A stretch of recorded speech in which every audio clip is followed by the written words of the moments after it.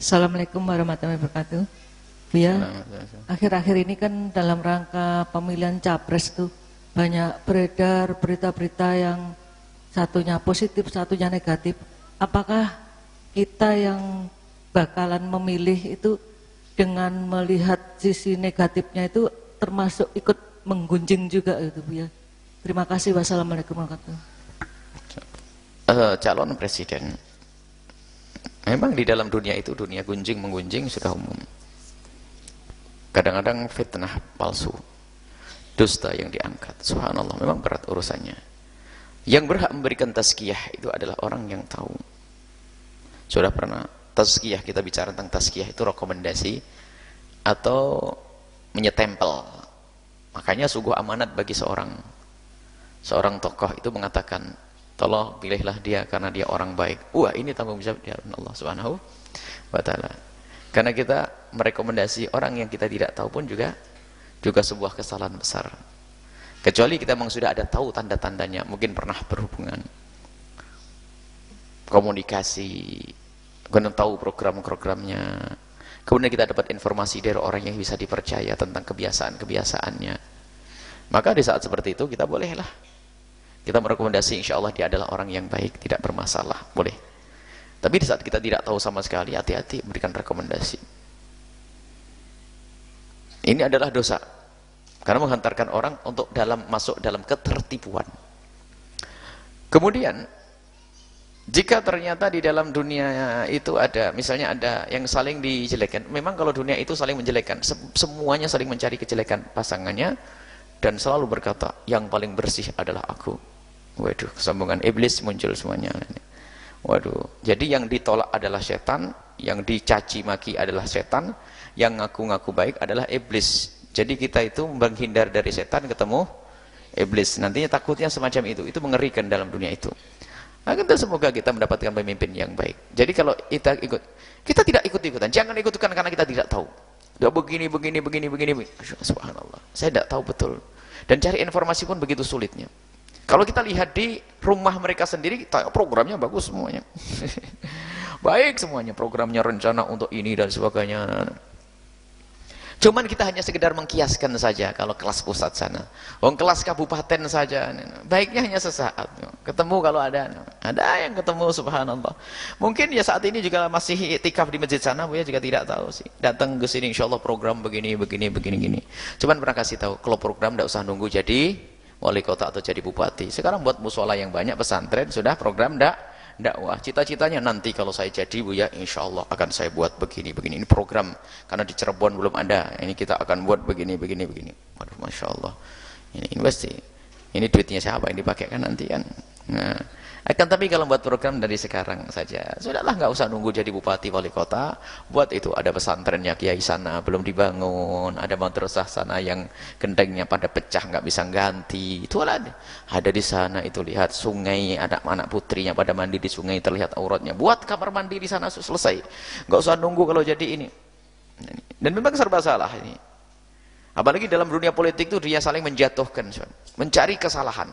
Jangankan dalam dunia perpolitikan. Dalam dunia perpolitikan, percatu apa? Di dalam dunia dakwah sendiri ada. Imam Ghazali menyebutkan, ada muncul namanya fitnah. Imam Ghazali termasuk orang yang kemakan fitnah. Dan dihujat Imam Ghazali, dikatakan macam-macam.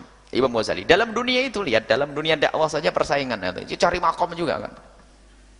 Imam Ghazali rahimahullah ta'ala, sehingga ada disebutkan bahwasanya pada zaman Imam Ghazali itu ada orang segede Imam Ghazali. Orang cari Imam Ghazali itu susah. Ada orang bahkan dikatakan lebih gede dari Imam Ghazali. Akan tapi kerjaannya adalah memusuhi Imam Ghazali. Jadi setiap membuat karangan itu selalu menjatuhkan Imam Ghazali, merendahkan Imam Ghazali. Subhanallah, Allah angkat Imam Ghazali sampai hari ini pun bukunya orang tersebut tidak ini. Dan ternyata sampai orang pun tidak bisa menghafal nama orang tersebut. Menghafal namanya pun tidak bisa. Menghafal namanya orang yang menghujat Imam Ghazali itu nggak bisa. Karena direndahkan oleh Allah. Memang begitulah, terus ada saja maki. Makanya kalau sudah membawa menyangkut paut tentang aibnya orang yang kita juga tidak tahu, lebih baik diam saja. Sebab sebetulnya memang bukan tugas kita untuk menilai. Dan ini merupakan sistem Islam. Kalau sistem Islam itu namanya ada syuro. Surah itu adalah orang-orang yang cerdas, berpikir, para ulama, orang-orang soleh yang punya kecerdasan, punya wawasan, berkumpul, nanti memilih satu orang. Orang yang dipilih ini benar-benar sudah diseleksi. Ditontohkan Sayyidina Utsman diangkat, Sayyidina Ali. Mereka dipilih dari orang-orang pilihan. Ya kalau kita itu subhanallah kita tidak kenal sana. Makanya perlu nih, kalau karena sistemnya sudah salah. Kalau sistem sudah salah ya sudah wah teman-teman. Bahkan mungkin partai yang sangat Islami itu seharusnya kan tegas amar ma'ruf nahi mungkar. Katanya partai Islam amar ma'ruf nahi mungkar. Apa makna amar ma'ruf nahi mungkar? Dia tidak ridho jika ada kemungkaran terjadi. Ternyata ngelihat partai lain yang katanya sama-sama Islam terus saingannya melakukan kejahatan, langsung dia tersenyum. Tuh, yang paling bagus hanya partai kita. Mestinya nangis kalau ada partai yang lain melakukan kejahatan. Allah. Musibah yang karena partai Islam. Pernah kita ingatkan, lihat, jangan tertipu. Kalau kita belum merasa ternyuh melihat partai Islam yang terjerumus, maka ketahuilah partai kita sebelum Islam yang sesungguhnya. Sehingga pengen dianggap paling bagus, partai paling bersih. Lihat, kalau sudah ngomong gitu, kesombongan, lihat Allah akan hindahkan. Tidak punya masalah di dalamnya. Sama, hati-hati. Partai paling bersih. Dulu mengatakan partai paling bersih. Bisa saja Allah menjadikan salah satu dan mereka merusak di dalamnya. Karena memang merendahkan itu tidak diperkenankan. Dan lihat itu, biar. Sebab ada memang orang yang mungkin juga dari pelaku-pelakunya. Waktu itu ada sebuah partai yang sama-sama Islam, satu Islam, satu Islam. Partai Islam satu ini terjadi satu kejahatan di dalamnya, sehingga dikatakan memang partai itu kotor kok. Tidak ada partai yang bersih seperti partai kita. Dan dengan bangganya, berarti dia tidak pernah terenyuh kalau melihat partai lain melakukan satu kehinaan. Berarti tujuannya bukan Allah Subhanahu Wa Taala. Lihat, kalau orang tujuannya Allah, dia akan subhanallah, atas nama Islam ya Allah, lindungi jaga ya Allah, mungkin menasihati, mengingatkan. Tapi kalau sudah saingan politik, tidak, malah membuat jebakan, semoga dia menjebakan, semoga dia terjerumus, kemudian nanti semua jadi partai kotor. Yang bagus adalah partaiku, partai terbersih. Ana khairun minhu, aku lebih bagus darinya. Itu iblis yang ngomong itu.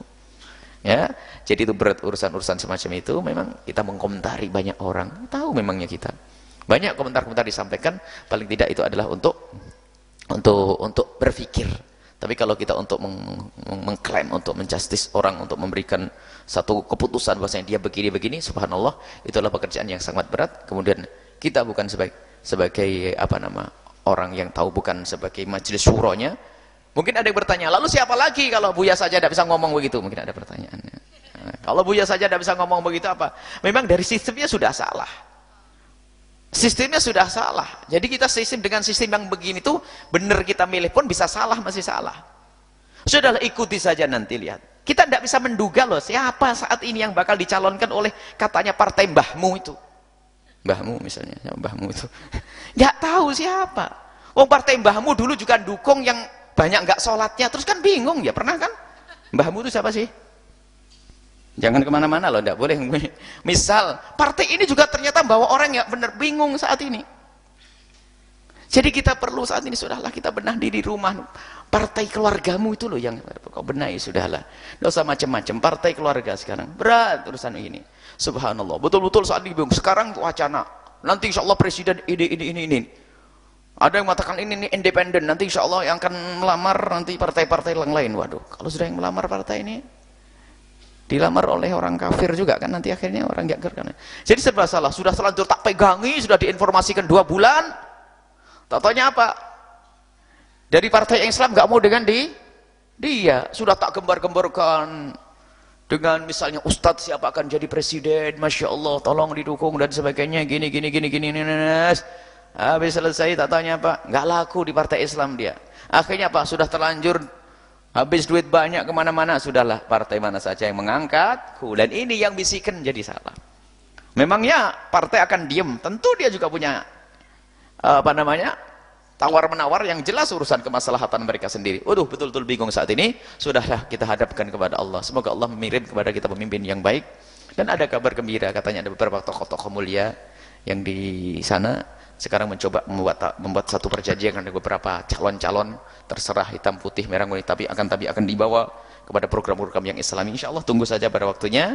Insya Allah nanti akan ada informasi bahasanya yang layak dipilih seperti itu, karena membuat perjanjian khusus dengan orang-orang soleh. Insya Allah kita tunggu saja, saat ini belum bisa disuarakan. Selalu dia suarakan. Jika pada waktunya nanti terus suara. Cuman kadang subhanallah, ini benar berjuang ampuni kita semuanya. Insya Allah dipilihkan menggunjing. Ya, menggunjing tetap menggunjing, tidak ada perubahan. Kecuali kita menjelaskan tentang kefasikan seseorang yang dikhawatirkan dia membahayakan, dan itu pun setelah kita tahu benar dari informasi orang dipercaya. Misalnya ada seorang tokoh kiai yang bisa dipercaya bercerita, punya pengalaman pribadi dengan orang tersebut lalu menceritakan. Subhanallah, mungkin kita menceritakan bagaimana